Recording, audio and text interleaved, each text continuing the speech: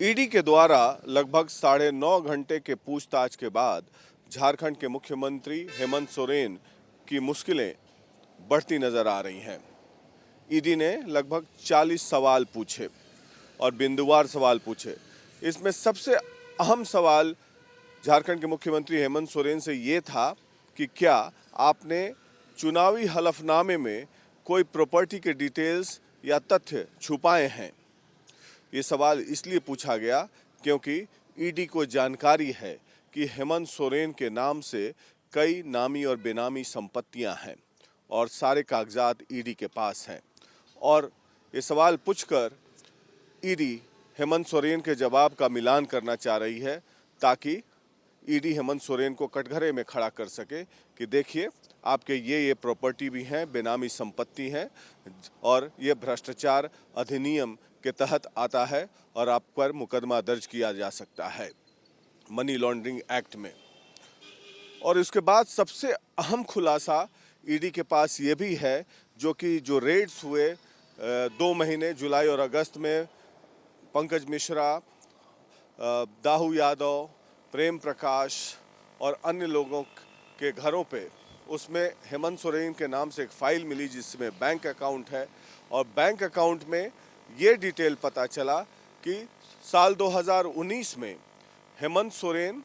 के bank account में, personal bank account में जेएमएम के पार्टी फंड से 30 से 40 लाख रुपया का ट्रांसफ़र हुआ है। तो पार्टी फंड पर्सनल अकाउंट में क्यों ट्रांसफ़र हुआ,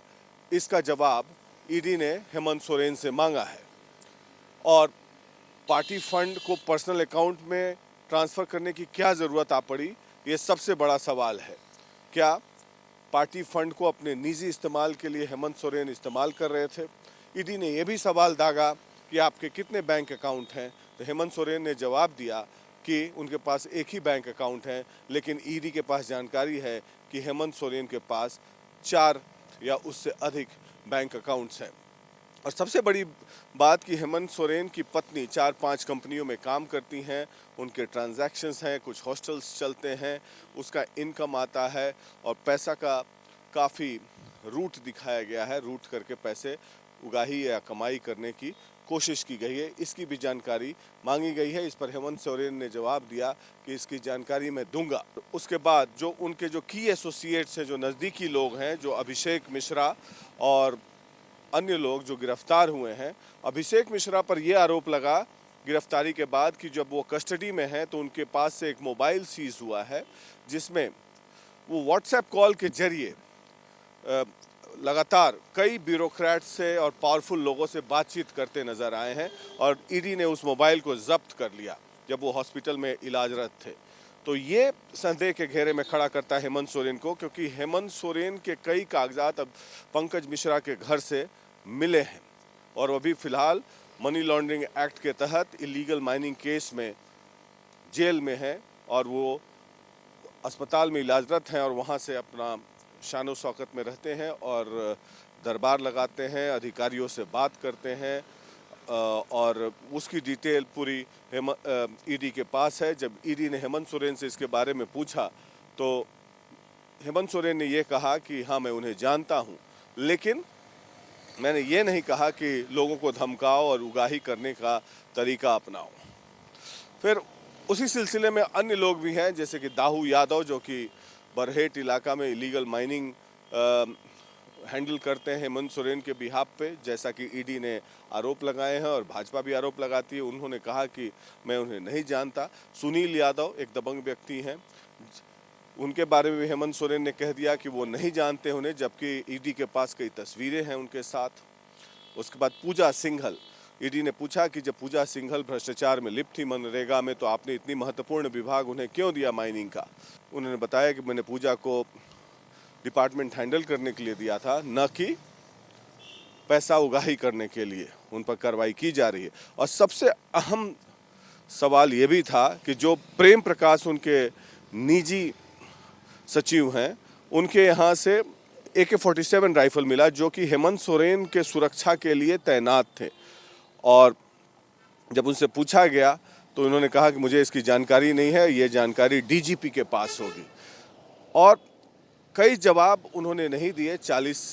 सवाल में से, और उन्होंने समय मांगा कि हमें कुछ समय दीजिए और मैं जवाब दूंगा, इसकी लिखित जवाब दूंगा। तो ईडी ने एक शर्त पर लिखित जवाब देने को कहा है कि आप एफिडेविट के तहत इन जवाब का उल्लेख कीजिए और हमें सौंपिए। तो एफिडेविट इसलिए ईडी ने मांगा है ताकि वो रिकॉर्डेड स्टेटमेंट होगा, उससे हेमंत सोरेन पलट नहीं पाएंगे और ईडी के पास पहले से जो जानकारी मौजूद है उसका मिलान करेगी और उसके बाद हेमंत सोरेन को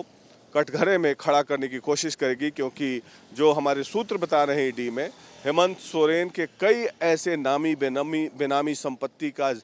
जो कागज़ है वो ईडी के पास है, और जिससे हेमंत सोरेन की मुश्किलें बढ़ सकती हैं और शायद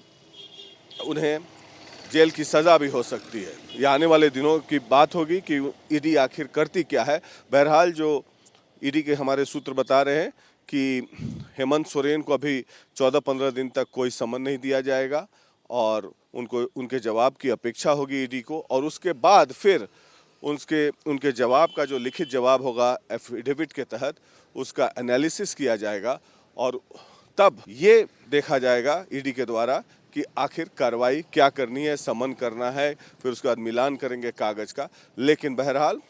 हेमंत सोरेन की मुश्किलें बढ़ती जा रही हैं और इस ईडी दफ्तर में रांची में हो सकता है कि फिर से एक बार हेमंत सोरेन को 15-20 दिनों में बुलाया जा सके।